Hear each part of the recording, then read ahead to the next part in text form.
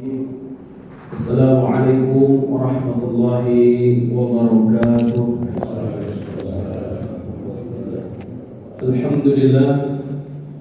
Alhamdulillahi malikid dayan alladhi syara'a al-islam wa akmalul adyan litanzimi jami'i syu'unil insan yunasibu kulli makanin wa zaman.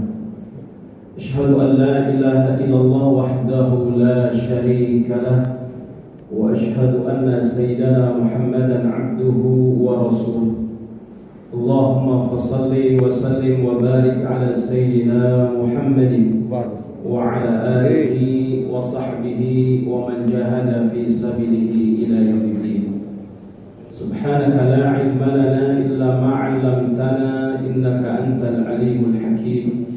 Rabbi ishrah li sadri wa yassir li amri wahlul 'uqdatam min lisani yafqahu qawli. Allahumma inna nas'aluka 'ilman nafi'an wa rizqan wasi'an halalan thayyiban mubarakan wa 'amalan salihan mutaqabbala amin ya rabbal alamin. Wa ba'du. Pertama-tama mari sama-sama kita panjatkan puja dan puji syukur kehadirat Allah Subhanahu wa taala. Di pagi hari yang penuh berkah ini Allah Subhanahu wa taala himpunkan kita di tempat yang suci dan mulia. Allah berikan nikmat iman dan Islam, juga Allah berikan kesehatan lahir dan batin. Allah mudahkan langkah kaki kita untuk bisa menunaikan salah satu kewajiban kita, yakni melaksanakan ibadah salat subuh berjamaah.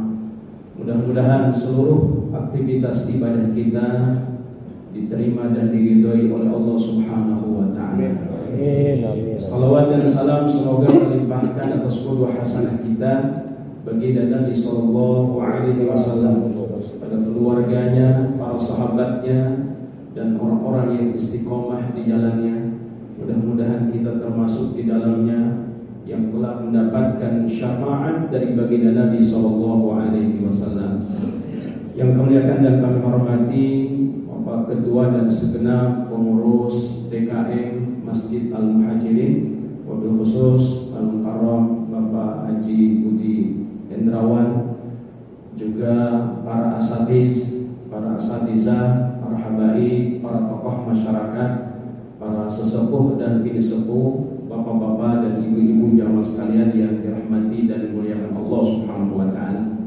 Sebelumnya saya menyampaikan ucapan syukur jazakumullah khairan jaza bisa bersilaturahim, bermuajahah, wabil khusus dengan Pak Budi yang sebelumnya hanya melalui chat WA. Alhamdulillah hari ini bisa berjumpa. Mudah-mudahan silaturahim ini menjadi wasilah bagi kita semua diangkatnya derajat kita di sisi Allah Subhanahu wa taala, dipanjangkan umur kita, dimudahkan segala urusan-urusan kita. Jamaah sekalian yang dirahmati Allah, mungkin sedikit ta'aruf ya, biar enggak nanya-nanya dari mana. Insyaallah saya tadi sebutkan nama lengkap saya Ahmad Sanudin, tempat tanggal lahir Ciamis 10 April 1972. Namun dibesarkan saya di kota Palu, di Palu, tapi nggak pakai arit ya Pak. Ya, di Palu saya kurang lebih di sana sekitar 11 tahun. Ya, mondok pesantren di sana karena qadarullah orang tua hijrah ke Sulawesi Tengah dan akhirnya saya berpendidikan di sana mulai dari SD sampai perguruan tinggi semester 4, baru dapat beasiswa di Jakarta ya sampai sekarang. Ya alhamdulillah. Jadi hitung-hitung pulang kampung.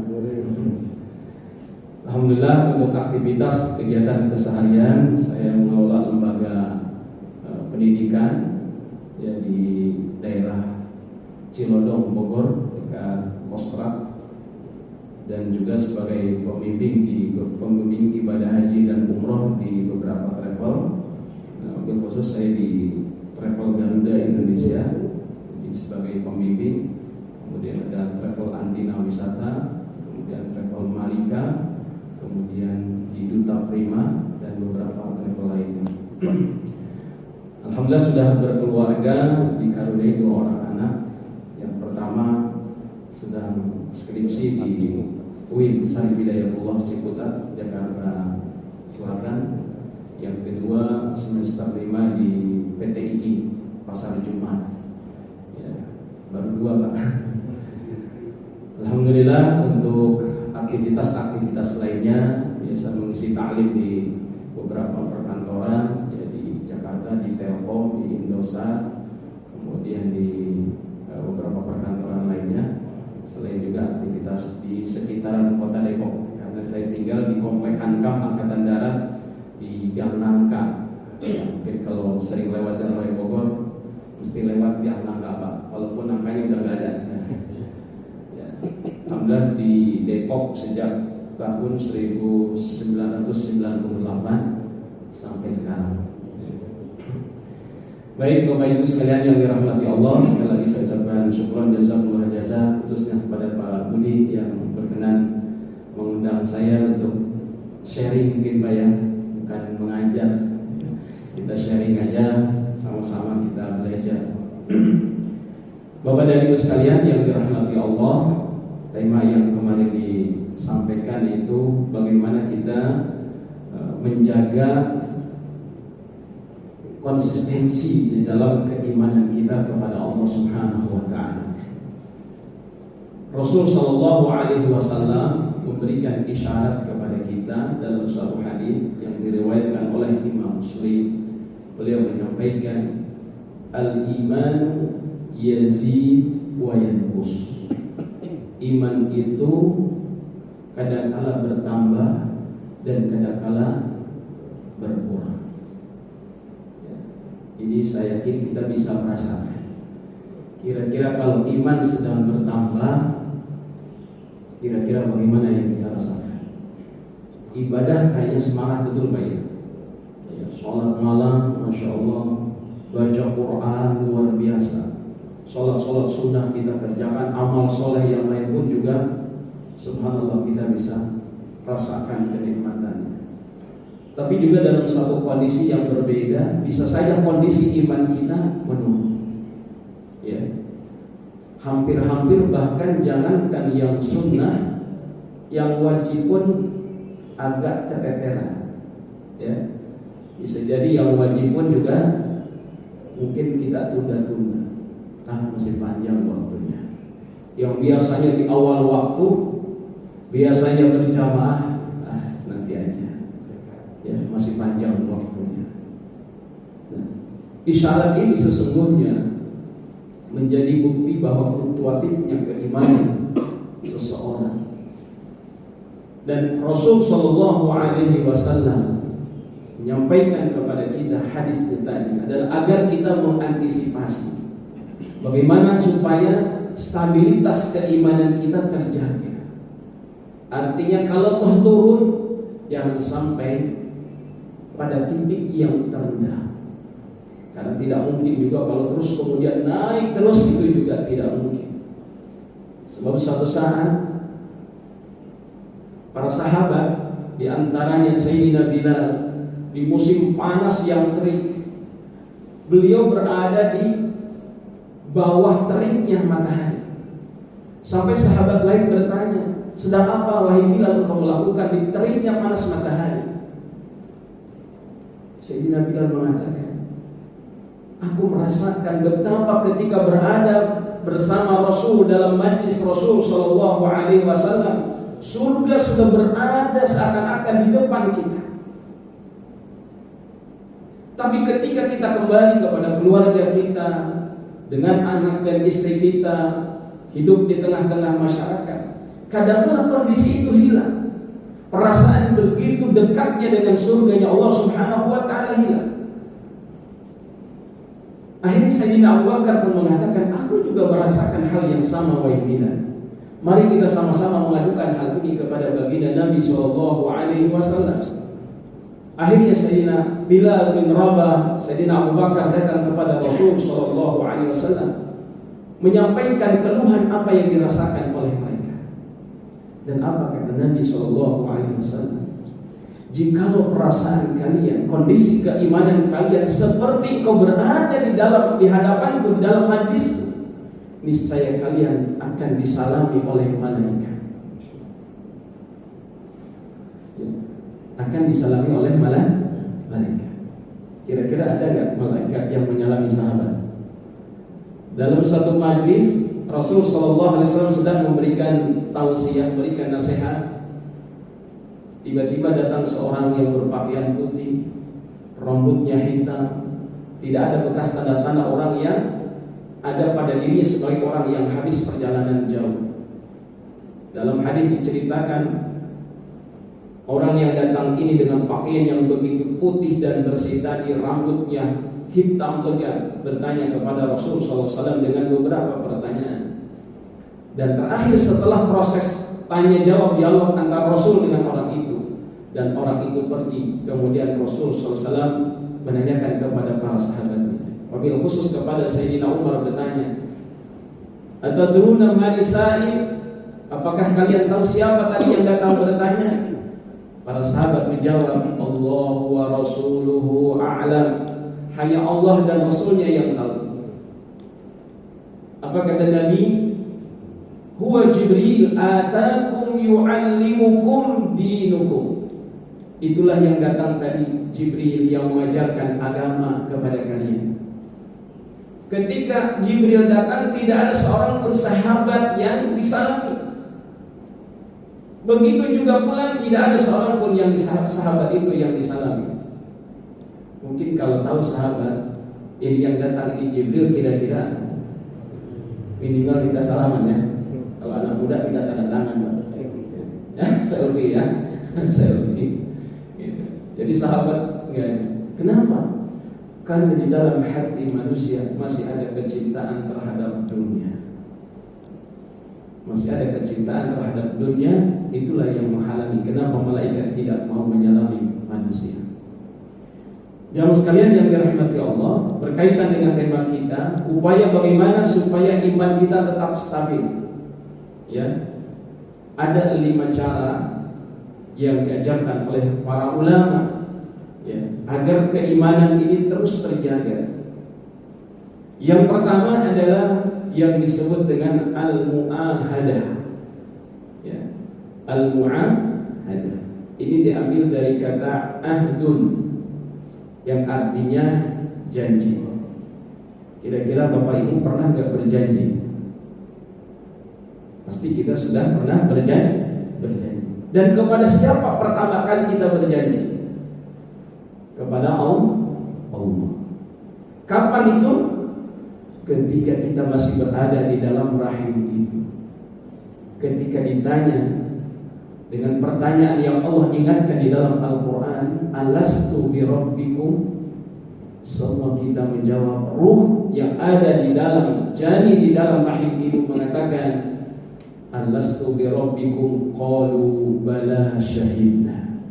Kita mengatakan, benar ya Allah, kami bersaksi, kami berjanji bahwa Engkaulah satu-satunya Tuhan kami yang wajib kami sembah. Kita telah berjanji kepada Allah Subhanahu wa ta'ala. Namun janji itu kan lupa. Ya, pada saat itu kita tidak ingat. Lahir ke dunia, kita dibesarkan sampai kita dewasa. Kita menjadi hamba Allah, kemudian kita melaksanakan ibadah kepada Allah, khususnya sholat. Di waktu sholat kita membaca salah satu doa di dalam iftitah atau istiftah, kita membaca doa, inna sholati wa nusuki wa mahyaya wa mamati lillahi rabbil alamin. Sesungguhnya salatku, ibadahku, hidup dan matiku hanya untuk Allah. Ini janji kita kepada Allah. Lalu ada orang mengatakan, saya nggak pakai yang itu bosan bacaannya. Bacaannya pakai Allahumma ba'id. Ya. Terlepas katanya dari janji karena tidak membaca doa iftitah yang Allah inna salat. Kita dapati lagi kita berjanji kepada Allah ketika membaca suratul Fatihah. Di ayat iyyaka na'budu wa iyyaka nasta'in. Hanya kepadamu ya Allah kami menyembah, dan hanya kepadamu ya Allah kami memohon pertolongan. Ini janji. Janji kita kepada Allah, kita akan menjadikan Allah satu-satunya tempat kita mengabdi, memohon bantuan dan pertolongan, tidak kepada yang lain.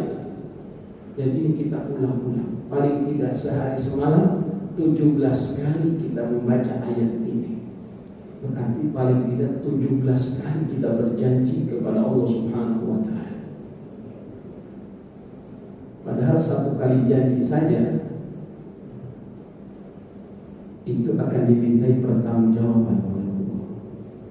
Di dalam ayat Allah menegaskan wa aufu bil ahdi innal ahda kana mas'ula, dan tunaikanlah janji-janji kalian, sesungguhnya janji itu akan dimintai pertanggungjawaban.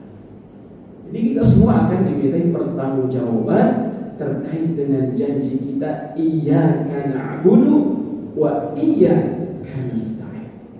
Adakah selain Allah yang dijadikan sesembahan?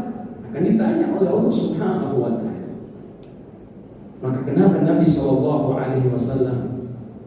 mengajarkan kepada kita, jangan sampai ada sesuatu yang kita ucapkan, jangan sampai ada sesuatu yang kita lakukan yang kita tidak rasakan, tapi di sana ada nilai kesyirikan yang menjadikan sesuatu itu sebagai tandingan dari Allah Subhanahu wa ta'ala. Rasul mengajarkan kepada kita satu doa, dan insya Allah bapak-bapak, ibu-ibu sudah mengamalkan ini.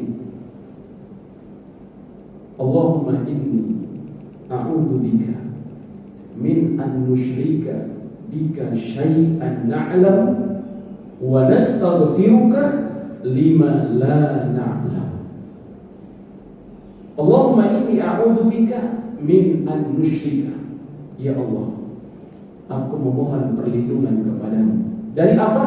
An nusyrika bika syai'an na'lam, kami berbuat kesyirikan, bertutur kata yang syirik, yang kami tidak tahu itu bernilai syirik. Mohon maaf, di tengah-tengah masyarakat kadang-kadang ada ungkapan-ungkapan ringan yang sesungguhnya itu mengandung kesyirikan, dan kita sering dengarkan kalimat-kalimat itu.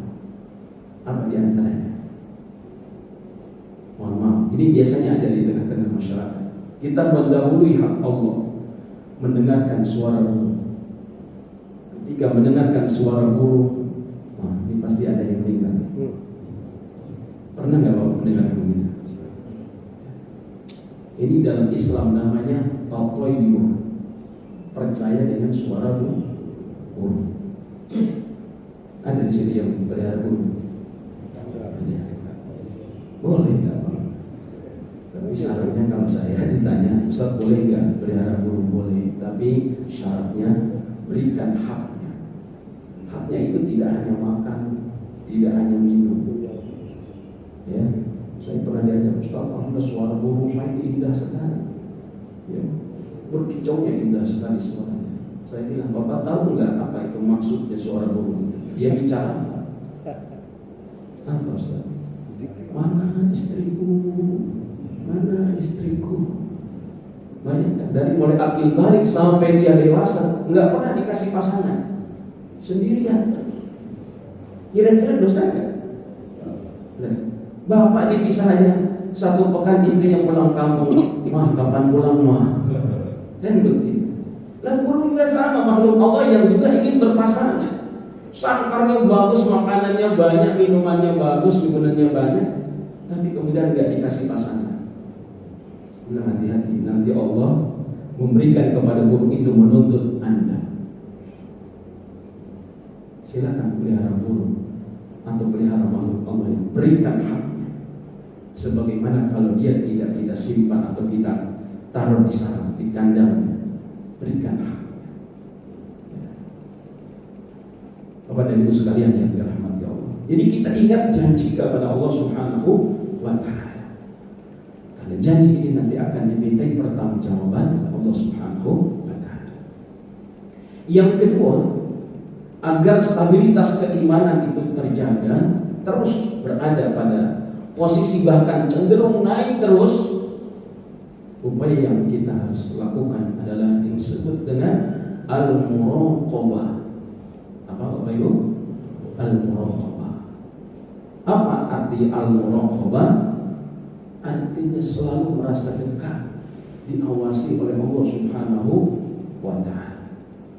Seorang ketika selalu merasa dekat dengan Allah, selalu merasa diawasi oleh Allah, insya Allah akan terhindar dari dosa-dosa. Kenapa? Dia merasa selalu diawasi oleh Allah Subhanahu wa ta'ala. Pandangannya atau penglihatannya, pendengarannya, ucapannya, apapun yang dilakukan diketahui dan dilihat oleh Allah Subhanahu wa ta'ala.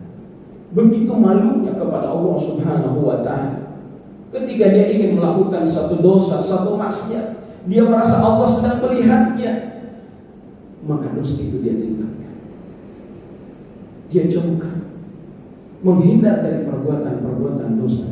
Kenapa? Selalu merasa diawasi oleh Allah Subhanahu wa ta'ala. Dulu di era Orde Baru, di kantor-kantor itu dibuat yang namanya aturan yang disebut dengan waskat, pengawasan melekat. Tapi nggak tahu melekatnya di mana. Dalam Islam, pengawasan itu selain langsung dari Allah Subhanahu wa ta'ala, ada dua malaikat yang selalu mengawasi kita, Raqib dan Atid. Ketika ini yang sesungguhnya ditanamkan kepada setiap hamba-hamba Allah, selalu merasa diawasi oleh dua malaikat yang siap mencatat amal kebaikan dan siap mencatat amal keburukan, maka dia akan merasa malu kalau kemudian yang dicatat adalah keburukannya. Na'udzubillah. Maka insya Allah dia akan selalu berada dalam posisi terawasi dan jauh dari nilai-nilai atau perbuatan-perbuatan nista. Ini yang sebenarnya harus ditanamkan. Sebab secanggih apapun teknologi, sekarang CCTV di mana-mana. Jadi kalau ada orang ngasih uang, ngasih amplop, semuanya bisa dilihat di CCTV. Sekarang transaksinya bukan di belakang meja, bukan di kantor. Transaksinya wallahu a'lam di mana. Dan di saat itu dia mengatakan di tempat yang tidak ada orang, kan? Dia mau korupsi dan nanti di tempat yang tidak ada orang. Nah, dia sebenarnya orang itu. Sehingga dia bisa melakukan perbuatan-perbuatan yang dilarang oleh agama, dilarang oleh negara. Kenapa? Merasa tidak diawasi oleh Allah Subhanahu wa ta'ala. Maka kalau seorang selalu merasa diawasi oleh Allah, insya Allah dia akan terhindar dari dosa maksiat. Yang dengan itu iman itu akan selalu terjaga, stabilitasnya terus terpelihara. Jamaah sekalian yang dirahmati Allah, kemudian yang ketiga yang harus kita lakukan adalah al-muhasabah. Ya. Al-muhasabah. Hasabah diambil dari kata hasib. Hasabah yahsib, artinya itu. Umar Ibn Khattab pernah menyampaikan dalam satu ungkapannya, hasibu anfusakum qabla an tuhasab. Hisablah, hitunglah dirimu sebelum engkau dihitung oleh Allah Subhanahu wa ta'ala. Suatu saat baginda Nabi SAW menyampaikan sebuah pertanyaan kepada para sahabatnya. Beliau mengatakan, ya sahabat, para sahabat, atadruna manil muflis? Tahukah kalian orang yang bangkrut? Para sahabat menjawab, al-muflisu indana, orang muflis, orang bangkrut versi kami, ya, kalau bahasa kita, bangkrut menurut kami, orang berniaga, berjualan, untungnya nggak dapat, modalnya pun habis. Ini bangkrut menurut kami, kata para sahabat. Tapi kata Rasul tidak. Al-muflisu, orang yang muflis adalah orang yang datang dengan sekian banyak pahala kepada Allah Subhanahu wa ta'ala, namun ternyata ketika di dunia begitu banyak sangkut pautnya dengan manusia lainnya, sehingga di akhirat di hadapan Allah, orang-orang yang pernah diambil haknya datang meminta ganti supaya diberikan, supaya dikembalikan haknya. Maka kemudian Allah adili mereka. Benarkah engkau telah mengambil haknya? Benar ya Allah. Kalau begitu aku ambil pahalamu, aku berikan kepada si fulan. Orang ini pula, setelah orang ini pergi, datang lagi yang satu menuntut hal yang sama, sampai akhirnya pahala yang banyak tadi habis. Dan setelah pahala itu habis, bukan berarti berhenti orang yang meminta ganti. Ternyata masih datang dan datang terus. Tapi karena sudah pahalanya habis, yang tadinya banyak dan harus diganti, tidak ada cara lain kecuali keburukan orang yang datang tadi diambil, diberikan kepada orang yang tadi pahalanya banyak tapi kemudian sudah habis. Dalam bahasa Arab dikatakan faqidu syai' la yu'ti. Orang yang sudah nggak bisa, yang nggak punya sesuatu, dia tidak bisa memberikan sesuatu. Akhirnya keburukan orang yang datang diambil dan diberikan kepada orang. Kalau semula datang dengan pahala yang begitu banyak, tapi kemudian apa yang terjadi? Sekarang yang menggulung adalah dosa.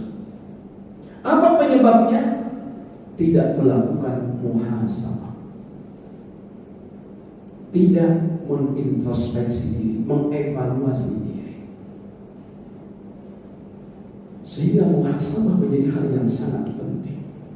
Bahkan ada seorang sahabat dalam satu majlis, Rasul mengatakan sebentar lagi akan datang calon penghuni surga. Tiba-tiba datang seseorang, setelah itu dia duduk, dan setelah orang itu datang tidak ada lagi yang datang. Sahabat berpersepsi pasti orang ini yang dimaksud oleh Rasul, karena setelah beliau datang tidak ada lagi yang datang. Keesokannya lagi dalam sebuah majlis mengatakan, ya wahai sahabatku, akan datang lagi seorang yang calon penghuni surga. Lagi-lagi orang itu yang kemarin datang terakhir dia datang, dan setelah orang itu tidak ada lagi yang datang. Berulang sampai beberapa kali Rasul mengatakan akan datang calon penghuni surga, dan orang itu lagi terakhir. Subhanallah. Sahabat kalau mendengar apa yang disampaikan oleh Rasulullah tentang seseorang, kebaikannya, maka mereka sangat menggebu-gebu ingin tahu sebenarnya apa rahasianya. Akhirnya ada seorang sahabat, dalam satu riwayat dikatakan Umar bin Abdul Aziz, sahabat yang lain mengatakan Amr bin As, dan beberapa sahabat berbeda pandangan terkait dengan siapa orang yang kemudian mengatakan, wahai fulan, boleh aku nginap di rumah? Jadi bertamu ya, jadi tamu.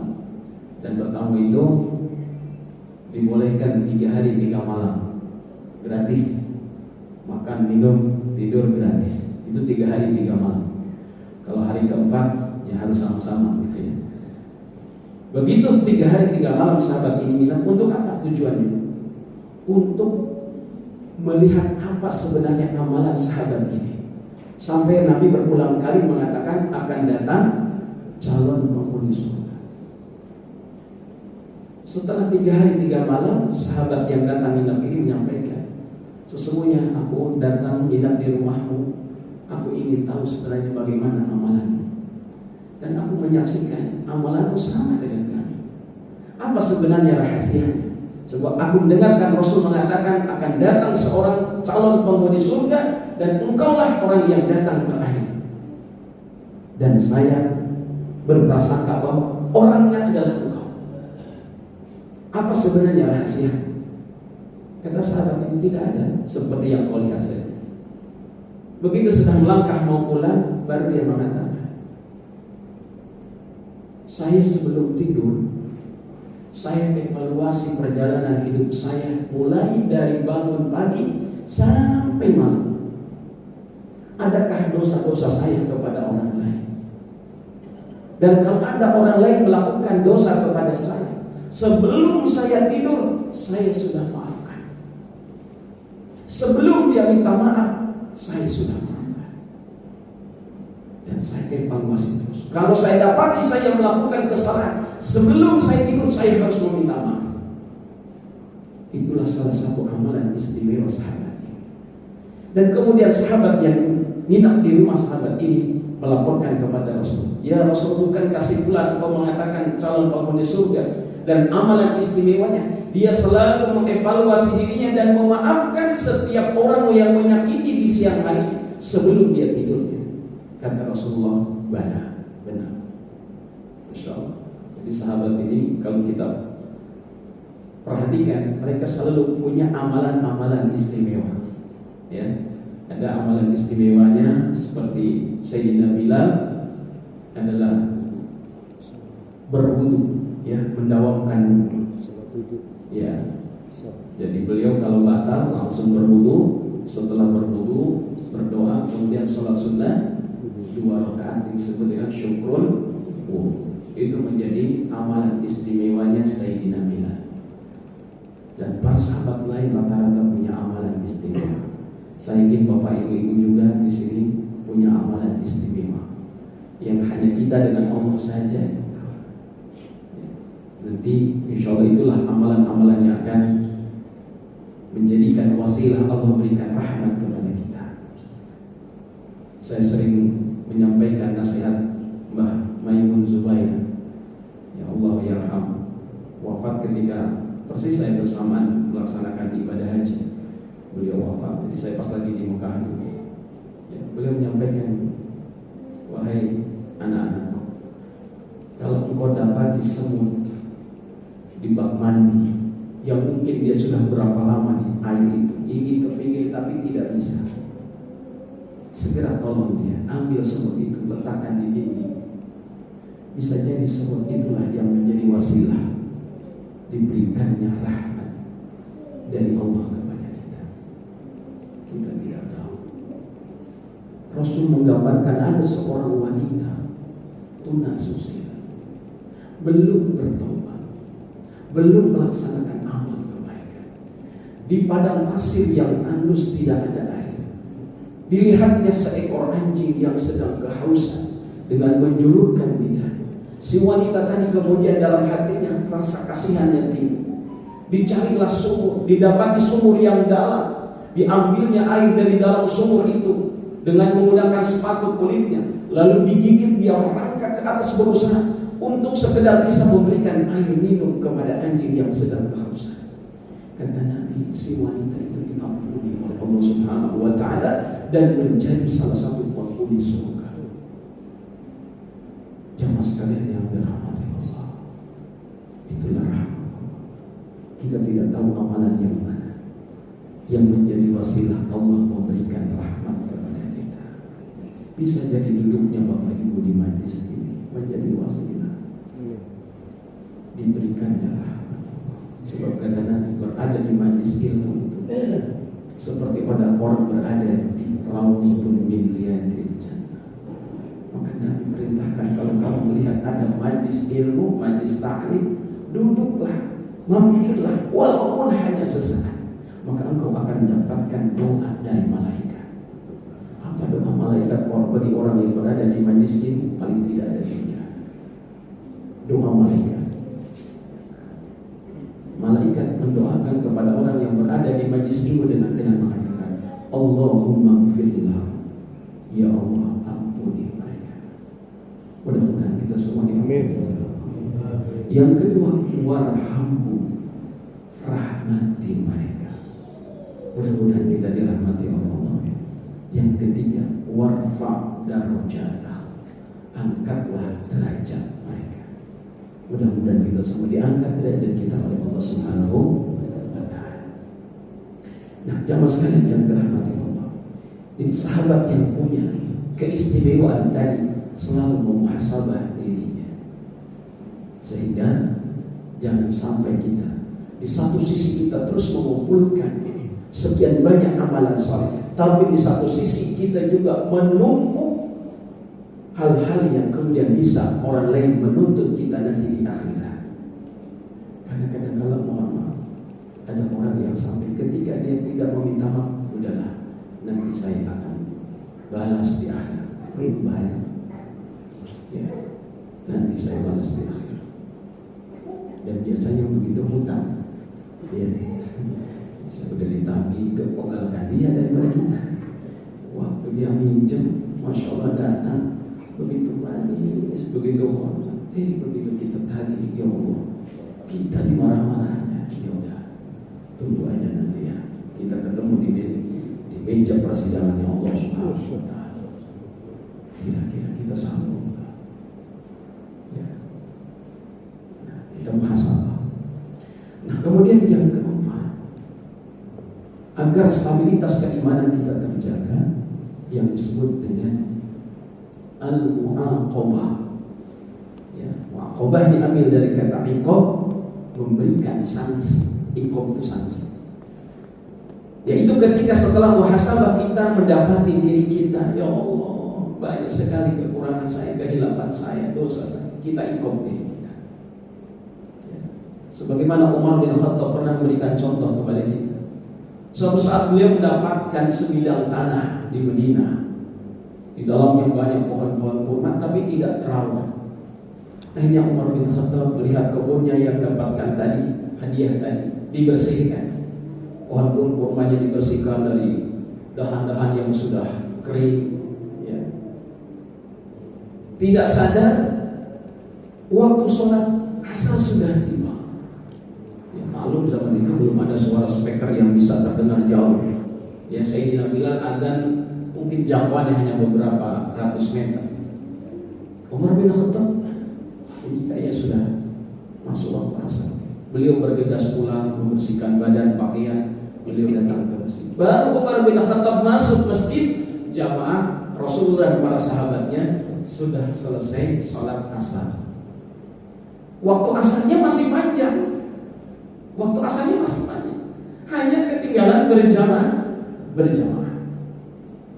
Umar bin Khattab langsung, apa penyebabnya saya telah berjamaah ini? Tidak ada lain karena saya membersihkan kebun. Akhirnya Umar bin Khattab mengiqab dirinya, langsung pulang dari. Beliau jual kebun itu kembali, dan seluruh hasil penjualan kebunnya tadi diserahkan kepada Rasulullah dan kaum muslimin. Kenapa? Karena telat sholat berjamaah. Saya juga sering telat, Ustaz. Nonton TV. Terus saya mau jualan. Alhamdulillah, Ustaz. Tapi saya bilang yang lebih gede, Ustaz. Masya Allah. Itu bukan iqab namanya. Ya. Kita iqab ketika kita dapati kesalahan kita iqab.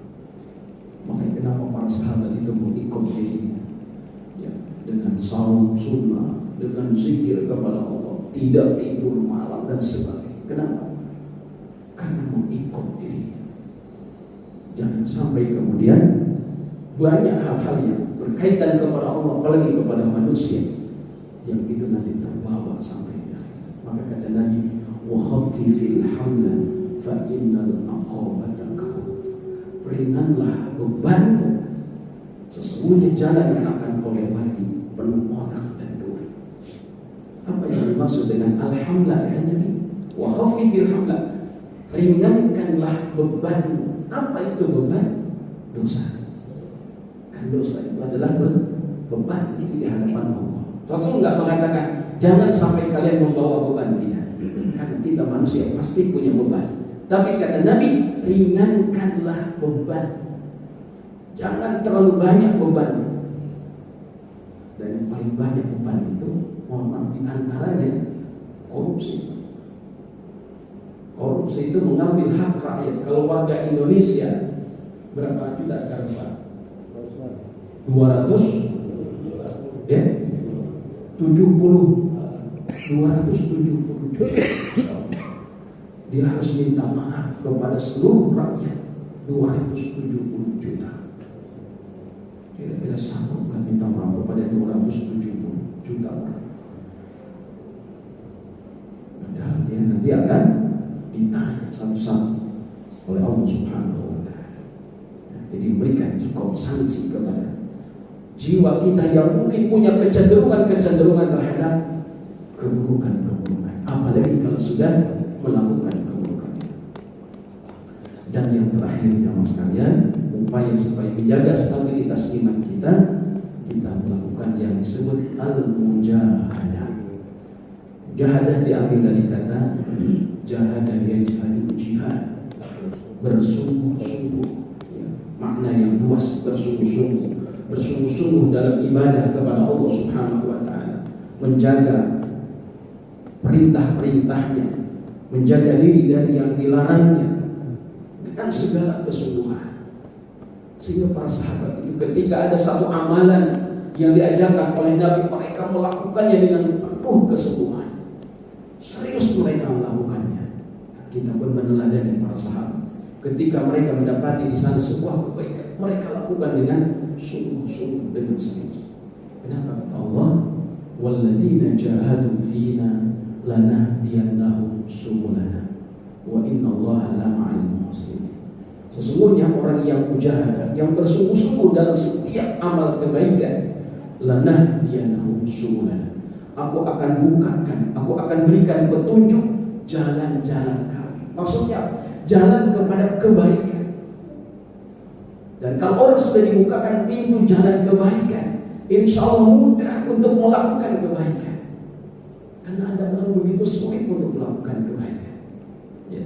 Tapi orang yang diberikan petunjuk oleh Allah untuk bisa melakukan kebaikan, ya, bangun 2:30 malam udah nggak ngantuk, pagi nggak ngantuk, ya, diberikan kemudahan oleh Allah, ibadah sahur, insya Allah kuat, gitu.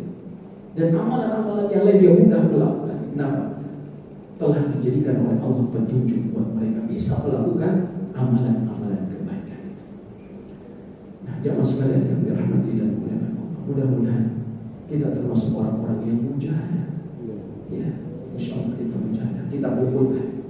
Nah, kita kan di dunia ini sedang mengumpulkan bekal, ya, sedang mengumpulkan sangu kalau kata orang Jawa, ya, sangu Pak ya. Tapi kalau sangunya orang Sunda itu nasi lah, ya. Jadi kita sedang mengumpulkan bekal supaya apa? Supaya bekal kita cukup untuk perjalanan jauh, ya. Baik, yang sekalian yang dirahmati dan dimuliakan Allah, jadi saya simpulkan lagi upaya untuk menjaga stabilitas iman kita. Yang pertama, mu'ahadah, mengingat janji. Yang kedua, muraqabah, selalu merasa diawasi oleh Allah. Yang ketiga, muhasabah, selalu mengevaluasi, introspeksi diri. Yang keempat, mu'aqabah, berikan sanksi. Jiwa kita yang mau melenceng, berikan sanksi. Nah, kemudian yang kelima, mujahadah, bersungguh-sungguh. Mudah-mudahan dengan iman ini, iman kita selalu terjaga, ya. Mudah-mudahan naik terus. Kalau tak turun, tidak sampai bawah. Karena kalau seorang sudah iman dan turun sampai ke bawah, masya Allah, akan naik lebih berat, naiknya lebih berat. Makanya kita selalu jaga. Baik, Bapak dan Ibu hadirin jamaah sekalian yang dirahmati Allah, tanya jawab. Baik, mungkin kalau ada yang ingin ditambahkan, kalau pertanyaan kayaknya berat, silakan.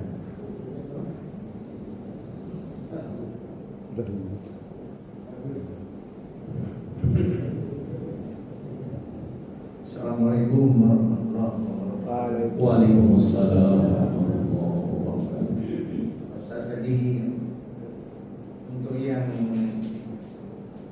mu'aqabah, Iya. mu'aqabah sanksi, Mu'aqabah memberikan sanksi. itu mungkin ada penjelasannya. Masa gara-gara telat sholat terus dijual, terus diserahin kepada Rasulullah, kira-kira sanksi itu kira nyambung nggak kira? Iya. Ya, mohon diperjelas itu. Iya. Terima kasih. Iya. Jadi Umar bin Khattab ketika mendapati dirinya terlambat sholat berjamaah, berarti penyebabnya yang dicari. Apa penyebabnya? Karena membersihkan kebun, itu kan? Membersihkan kebun. Umar bin Khattab ada kekhawatiran yang luar biasa. Kalau ini berulang dan berulang, bisa jadi ketinggalan terus sholat berjamaah. Maka sebelum ini berlanjut dan berulang, ini harus diputus. Kenapa? Bisa jadi tumbuh kecintaan terhadap kebun itu yang menjadikan jauhnya dia dengan Allah dan Rasul. Sebelum jiwanya, sebelum hatinya, qalbunya jatuh cinta kepada kebun itu, langsung diputus. Sehingga Umar bin Khattab tidak berlanjut keterlambatannya di dalam salat berjamaah. Ada kisah, ini mungkin sering ya, seorang sahabat namanya Tha'labah. Pernah dengar? Tha'labah ini dalam riwayat salat bersama Rasul sallallahu alaihi wasallam berjamaah. Tapi baru assalamualaikum warahmatullah, beliau langsung pulang. Ya kalau bahasa anak-anak, kalau yang lain Allahumma antas salam, kalau dia lantas jalan. Assalamualaikum langsung jalan, dan istighfar dulu, gak baca ayat kursi, gak baca doa-doa zikir-zikir, langsung pulang. Sehingga Rasul memperhatikan, ini Tha'labah ini setiap habis sholat assalamualaikum langsung pulang. Suatu saat dipanggil oleh Rasul, ya Tha'labah, aku perhatikan kau setelah sholat kau gak pernah berzikir, langsung pulang. Ada apa? Kata Tha'labah, ya Rasulullah, saya ini punya kain sarung cuma satu. Cuma satu. Di rumah istri saya ingin mendapati sholat di awal waktu, maka saya harus segera pulang karena kain ini akan dipakai istri saya. Rasulullah kagum juga ya, Masya Allah. Ya udah kalau begitu ya, itu bisa. Karena biasanya Tha'labah langsung pulang setelah ditanya oleh Rasul, pulangnya agak telat. Ditanya oleh istrinya, wahai Tha'labah, wahai suamiku, kenapa kau telat? Tadi aku dipanggil oleh Rasul, ditanya kenapa aku habis sholat assalamualaikum langsung pulang. Dan aku ceritakan, kita punya hanya satu lembar kain ini yang kita pakai berdua, bergantian. Terus engkau tidak minta sesuatu kepada Rasul didoakan supaya kita jadi orang kaya? Nah, mulai muncul nih, mama. Kenapa kau tidak minta? Itu kesempatan bagus, minta kepada Rasul didoakan supaya kita jadi orang kaya. Sehingga engkau habis doa, habis sholat, enggak langsung pulang, bisa zikir. Kita punya sarung, engkau juga punya sarung. Jadi enggak perlu kau buru-buru pulang. Salah berpikir, benar juga. Akhirnya apa? Besok nemuin Rasul, ya Rasul, saya kan punya kain cuma satu. Doain saya bisa biar jadi orang kaya ya Rasul, supaya nanti kalau habis sholat saya nggak buru-buru pulang. Istri punya sarung, saya punya sarung. Kata Rasul, udah cukup ya. Artinya yang ada sudah cukup. Enggak ya Rasul, doakan saya. Aku khawatir justru engkau lupa dengan Allah, lupa dengan aku. Kata sahabat, udah ya Rasul, udah. Kata Rasul, udah pulang. Besok minta lagi, digembosin lagi sama istrinya. Minta doa supaya kita jadi orang kaya. Akhirnya apa? Ketiga kalinya akhirnya Rasul, wahai Tha'labah, engkau harus berjanji kepadaku, kalau Allah berikan kenikmatan rezeki yang banyak kepadamu, jangan sekali-kali engkau tinggalkan Allah dan Rasulnya. Betul. Siap ya Rasul. Akhirnya Rasul kasih 2 ekor kambing sepasang. Ini didoain oleh Rasul kambing itu, kemudian kambing itu beranak pinak menjadi banyak. Tersebarlah Tha'labah menjadi orang kaya. Salah satu standar kekayaan itu di zaman itu adalah punya ternak banyak. Entah itu kambing, domba ataupun onta. Kalau punya ternaknya banyak itu orang kaya.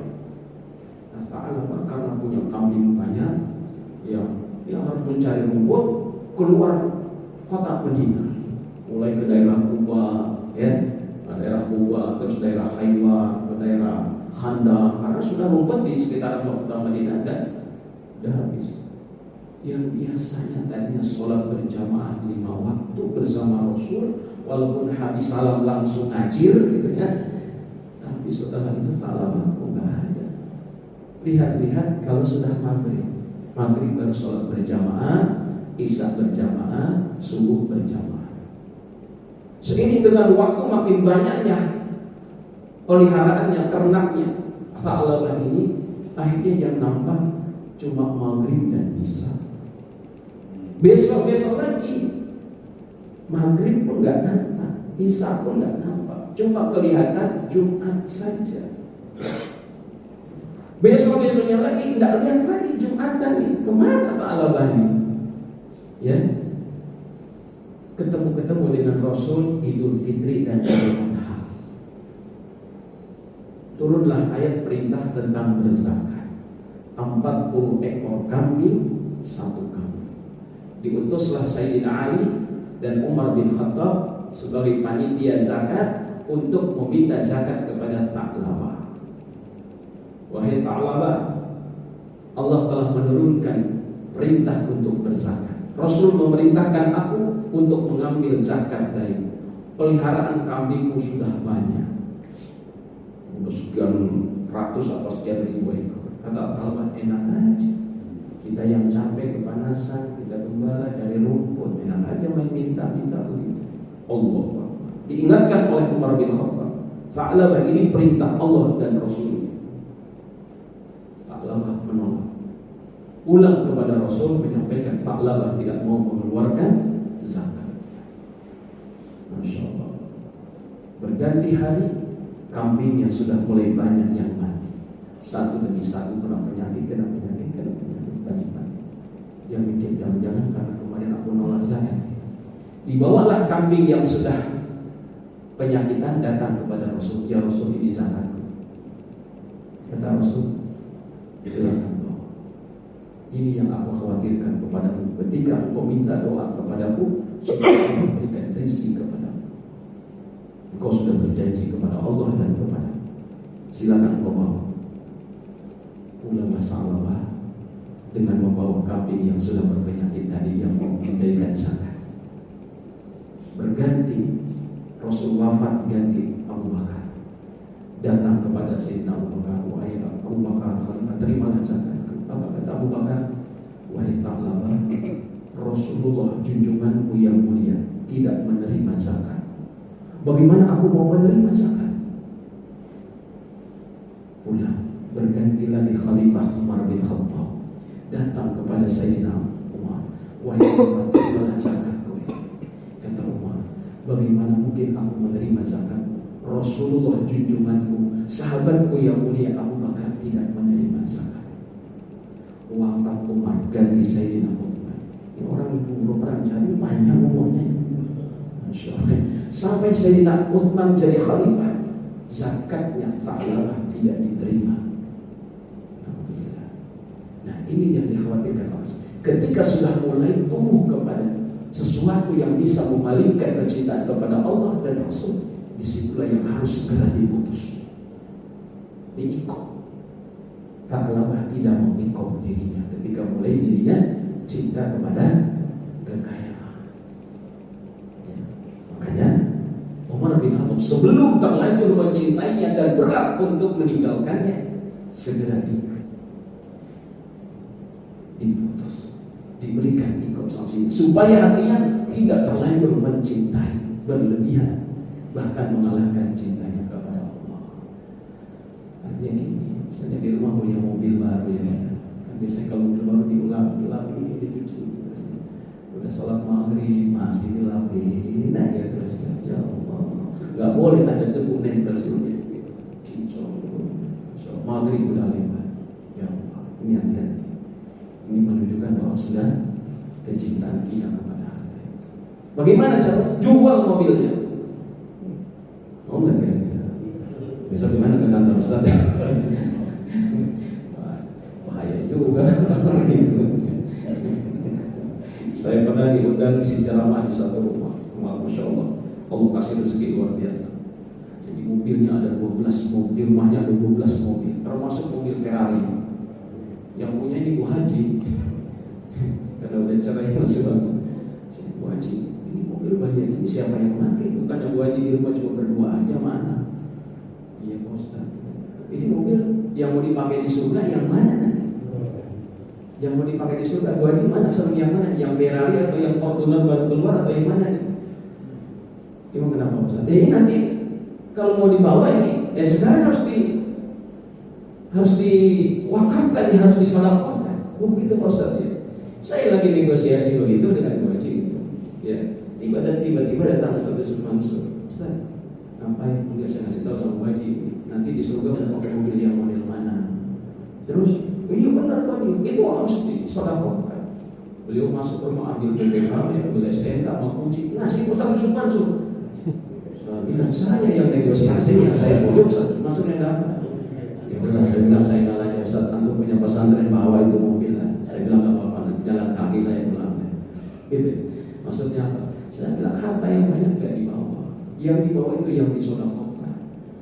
Hitung-hitung memperingan nanti pertanyaan Allah, ada yang bisa menjawabnya. 12, mana yang ini dari mana untuk apa? Nanti harus dijawab semua. Nah, kalau tidak mau disedekahkan, ini diwakafkan, ini dihibahkan untuk masjid, untuk mushola, untuk madrasah, untuk anak yatim, mudah kita titipkan. Nanti di akhirat dapat lagi. Begitu Pak Allah. Cukup ya, baik. Bapak dan sekalian yang dirahmati Allah Subhanahu wa taala, mudah-mudahan duduknya kita di majelis ini insyaallah jadi wasilah diampuninya dosa-dosa kita. Dirahmatinya kita, dilimpahkan rezeki yang barokah, anak-anak yang saleh dan salihah, memberikan ilmu yang bermanfaat. Mudah-mudahan kita dikumpulkan kelak di Jannatul Firdaus bersama baginda Nabi sallallahu alaihi wasallam. Al-Fatihah. A'udzubillahi minasyaitonir rajim. Bismillahirrahmanirrahim. Alhamdulillahirabbil alamin. Arrahmanir rahim. Maliki yaumiddin. Iyyaka na'budu wa iyyaka nasta'in. Ihdinas siratal mustaqim. Shiratal ladzina an'amta 'alaihim ghairil maghdubi 'alaihim waladdallin. Allahumma shalli 'ala Muhammad wa 'ala ali Muhammad. Alhamdulillahirabbil alamin. Hamdan yuwafi ni'amahu wa yukafi mazidah. Ya Rabbana lakal hamdu kama yanbaghi li jalali wajhikal karim wa 'azimi sultanik. Allahumma habbib ilaina al-iman wa zayyinhu fi qulubina wa karrih ilaina al-kufra wal fusuqa wal isyan waj'alna minal rasyidin. Allahumma habbib ilaina al-iman wa zayyinhu fi qulubina wa karrih ilaina al-kufra wal fusuqa wal isyan waj'alna minal rasyidin. Allahumma habbib ilaina al-iman wa zayyinhu fi qulubina wa karrih ilaina al-kufra wal fusuqa wal isyan waj'alna minal rasyidin. Rabbana atina fid dunya hasanah wa fil akhirati hasanah wa qina adzabannar. Wa sallallahu ala sayyidina Muhammadin nabiyil ummi wa ala alihi wa sahbihi wa sallam. Subhana rabbika rabbil izzati amma yasifun wa salamun alal mursalin.